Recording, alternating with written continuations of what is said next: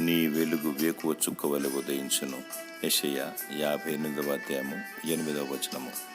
వెలుగు సంబంధులు దేవుని వలన వెలుగును పొందుకొని దేవుని శక్తి చేత చీకటిని పారద్రోలి అనేకులను వెలిగింతురు. ఎవరైతే అనేకులను దేవుని వైపు త్రిప్పుతారో వారు ఆకాశమందలి జ్యోతుల వలె వెలుగునిచ్చెదరు. యేసు ప్రభు, నేను లోకమునకు వెలుగయున్నాను, నన్ను వెంబడించు వారు చీకటిలో నడవక వెలుగులో నడుతురు అని చెప్పాడు. చీకటి సంబంధులను యేసు చెంతకు తీసుకువచ్చి వెలుగు బిడ్డలుగా మార్చి వీరు జ్యోతుల వలె మారుతారు. దేవునికి స్తోత్రం కలుగునుగాక. మొదట నీవు వెలిగించబడాలి, అనేకులను వెలిగించాలి. వెలుగు బిడ్డలు విశ్వాసంతో గొప్ప కార్యాలు చేసి దేవుని మహిమపరుస్తారు. నీవు దేవుని ప్రసన్నతను నిత్యము పొందుకోవాలి.